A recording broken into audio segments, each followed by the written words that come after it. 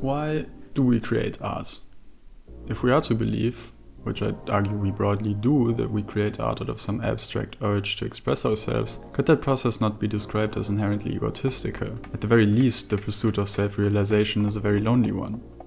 There is something arrogant to believing that my internal processes and the products of those processes are worthy of being turned into material substance, and furthermore are worthy of someone else's time. Some believe they make art for themselves, and I disagree. If you were to create for an audience of only yourself, the creation process would begin and end in your mind. Once you remove those ideas from your mind and try to fit them into some physical form, i.e. a medium, that inherently expresses a need to be seen, to be recognized. Even if no other human being were to ever lay eyes on your art, you would still have created in the pursuit of being recognized by the universe itself in a way. Undeniably, there's something deeply fulfilling to this process of turning thoughts into matter. Something calming, a feeling of having overcome the one thing that every living thing fears the most: death. Art, in my opinion, is a rejection of death. It is an attempt at immortality. Because if that thing that you created is an honest and authentic projection of your internal being, then it arguably is a part of yourself. And if that part could just continue to exist, locked away in a box, potentially for eternity, wouldn't you have defied death? So, long after you draw your last breath, these material manifestations of your subjective experience would continue to tell your story to the universe. Then, how are we supposed to experience art? Well, I believe there's another component to why we create and consume art, and it's a social one. Art is a form of communication. It is language. We understand that a short reverse shot signifies a conversation. We understand that certain arrangements of notes are upbeat, melancholic, or scary. And we understand through the composition of a painting where eyes are supposed to travel in the frame. Though while languages like English, German, or Chinese function by setting up rigid conventions which are to be followed for communication to function most effectively, in art, it is widely understood that the rules exist to be broken. And I'm aware that languages are very much flawed and not entirely coherent systems. Philosophers like Leibniz have in the past imagined concepts like the DUALSHOCK, which is supposed to be an ideographic language that would lend itself more effectively to expressing metaphysical concepts and ideas. The idea being that our languages have evolved to warn others that there might be a saber-toothed tiger around and not to discuss the nature of our being.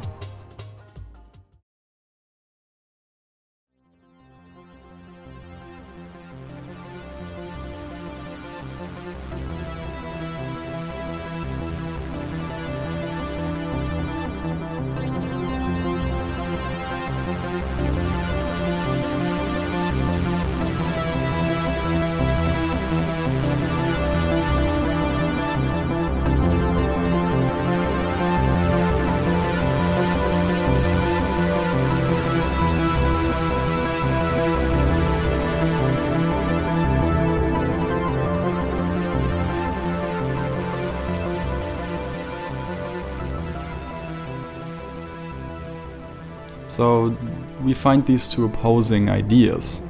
One being that language rules need to become more rigorous, more exact and precise, and the other being that strict rules and structures prohibit ideas from flowing freely. I would argue that saying the rules exist to be broken implies that there's some underlying understanding, some subjective quality of experience that all humans share. Therefore, trying to take shapeless ideas and trying to translate them into a medium is like having a sheet of cookie dough and cutting out shapes with a cookie cutter. And something will always be lost. The question that emerges from this line of thought is the following. Are we doomed to not understand each other so long as we don't develop some way to directly transfer thought from one brain to another? The answer, for now, seems to be yes. There is another question that even precedes that one though, and it is, why do we want to understand each other? Or even further, do we really want to understand each other, or do we just want to understand ourselves? This brings me to the game The Beginner's Guide, released in 2015, written and directed by Davey Wreden, known for his previous design and writing work on the Stanley Parable. a light-hearted, somewhat satirical meta-game that seeks to comment on perceived player agency and free will in the context of video games, among other things. The Beginner's Guide shares many of the Stanley Parable's core characteristics, most obviously the constant narration throughout the game. While the Stanley Parable features a vain, insecure and stubborn narrator that attempts to lead the player on a set path through the level, mocking the often ham-fisted and linear nature of modern game design, the narrator in The Beginner's Guide is just the voice of the game director himself. Hi there. Thank you very much for playing The Beginner's Guide. My name is Davey Reedon. I wrote The Stanley Parable, and while that game tells a pretty absurd story, today I'm going to tell you about a series of events that happened between 2008 and 2011. Reedon begins to tell a story about a friend he once had, a person by the name of Coda. He explains how he met Coda in 2009 and how his work inspired him. The game mainly consists of Reedon showing us games that Coda created, walking us through them in chronological order and explaining what they mean to him, and what he assumed they meant to their creator. You start off on a Counter-Strike map. The first thing Reedon points out to the player is the presence of these floating crates and blobs of color and untextured objects around the level. He explains how, while these objects clearly break the immersion of the level, they remind us of the artist who created them. An important thing he mentions is the fact that Coda never released any of these games. Not on Steam, nor in the internet. They would just sit on his computer after he was done with them. Here we find a very interesting conception of the relationship between the artist and his art. This level isn't supposed to stand on its own as a product. Instead, it is clearly supposed to exist in the context of its creator. It doesn't tell its story, it tells his. But to whom? Reedon remarks that Coda clearly saw himself as a recluse, the first of many judgments of character that he will make throughout the game. As we walk through the little games, some of which aren't entirely functional, most of which are barely games, Reedon tells the story of how the two of them met at a game jam, how they became friends after that, and how they used to have these great conversations about games. Now, I want to return to one particular word though: functional. Fairly early in the game, you encounter a staircase that you need to climb. As you do, you begin to slow down until you're barely moving at all. Here Reedon does something he'll continuously do throughout the games, which is modify them. In this case, he returns you to your regular walking speed so that you can reach the top of the stairs. Objectively, in the wider context of art, this is blasphemous, right? You wouldn't just skip a shot of a movie because it's still and silent, or tear a piece out of a painting because it's just empty space anyways. No, we recognize that these empty spaces are part of the whole, and that by removing them, we will take from the whole. But this is a particular feature of video games as a medium, is that they have to be functional. If you wanted to go even further, you could argue that they must be fun, but we don't have time for that conversation here. Think back to what I said about Medium earlier. Medium, with its inherent rules, restricts the free flow of ideas. While a canvas painting doesn't feature an element of time, you can glance at them for just a second or stare at them for hours. Motion picture, as well as music, have a set element of time. A movie that's 2 hours and 20 minutes long cannot be beat in an hour and 50 minutes. Games, however, like paintings, do not have that same element of time. There's entire sub-communities dedicated to beating them faster, and you could theoretically beat them as slow as possible too. My point being that the artist has no control over how long the player engages with his work. This, for me, is fundamentally fascinating. You could create a piece of art that is theoretically infinite. You could spend your whole life in there. It's pretty evident that Coda felt this way too. Later on, as we're walking through a prison-esque complex, Reedon mentions a conversation he had with Coda about this very topic. This is something that he and I used to argue about a lot. You know, whether a game ought to actually be playable, whether it means anything if no one can get through it. And I would always defend that, you know, all this work goes into the game, why not make it playable and accessible? And so we just got into heated arguments over it, and there was one time that after one of these conversations, he went home, and a day or two later, he sent me a zip file entitled Playable Games that was full of hundreds of individual games, each of which was just an empty box that you walked around in and nothing else.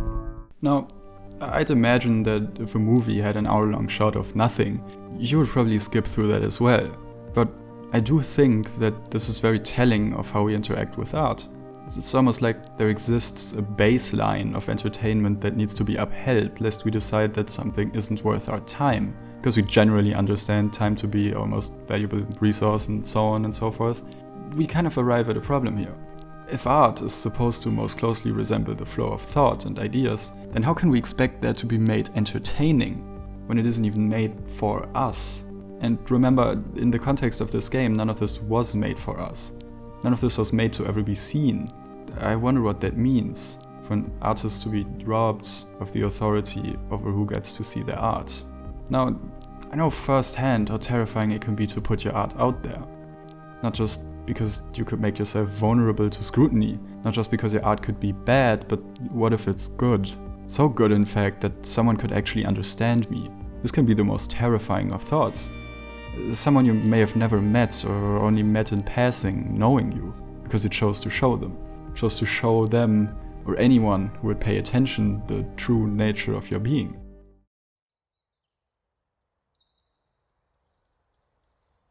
Later on, towards the middle of the game, the player walks onto a snowy mountain. In the distance, we see the warm, inviting light of a house. As we walk in, an NPC instructs us to clean different parts of the house, make the bed, do the dishes, organize the bookshelves, clean the bathtub.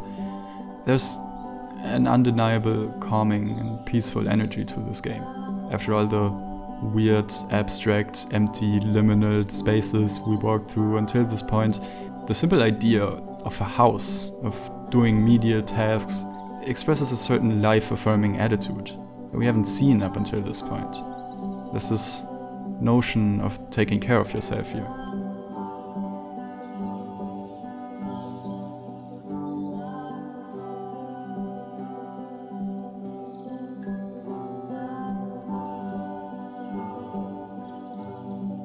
Reedon even remarks on this. I'm glad he made this. I'm glad he found some peace. We repeat these tasks a few times and then it's time to go on. We move on because there's more game to play. It's only way later into the game that we find out that this actually wasn't true.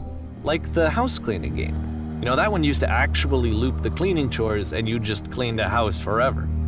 I had to cut it off so that you could exit the house and the game would actually end. To me, this is possibly the most powerful part of the house cleaning game. Coda wanted to stay here forever. Do these same repetitive tasks. Being home expresses this longing for rest, peace, and stability. But of course, this would have fundamentally made the game unplayable, right? We know by now that Coda didn't think about his art in that way.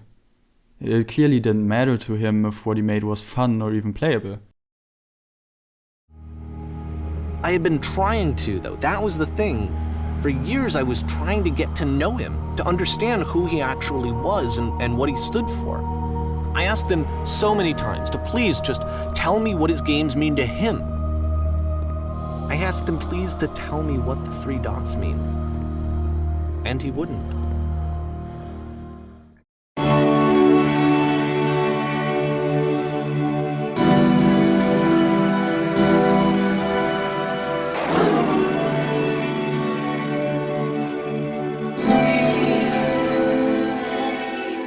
What does art become when the artist truly does not want to be understood?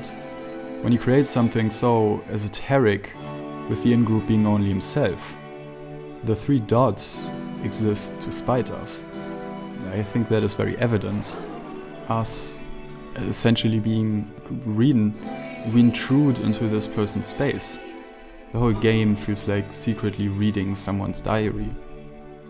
The 3 dots appear in seemingly random intervals throughout the game. While they are easy to miss, once you find them, they look so out of place that you can't help but feel like they must be part of some bigger puzzle.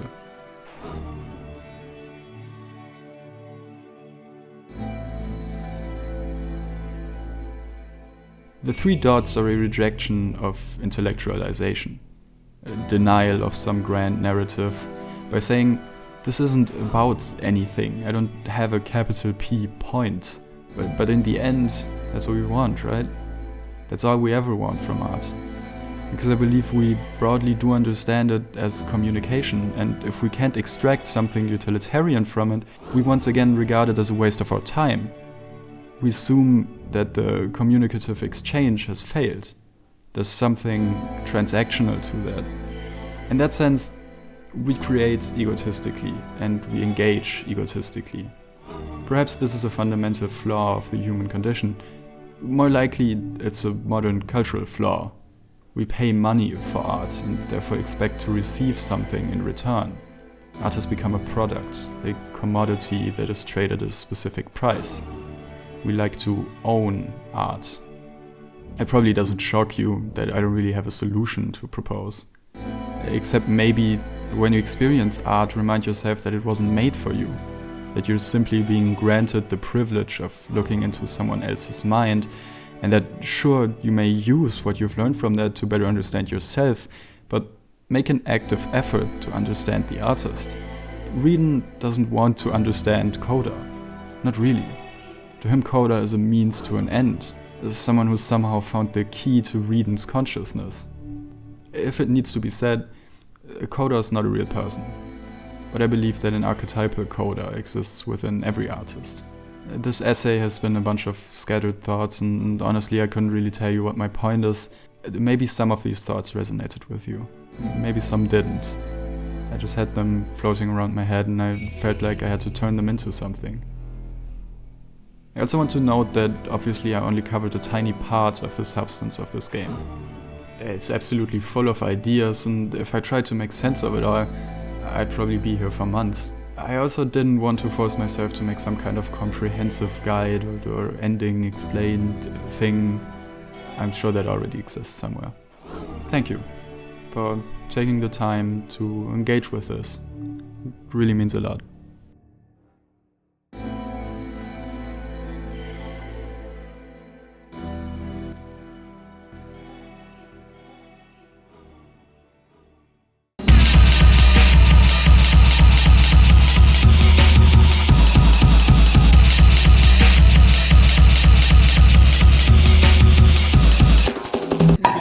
Das war ein guter.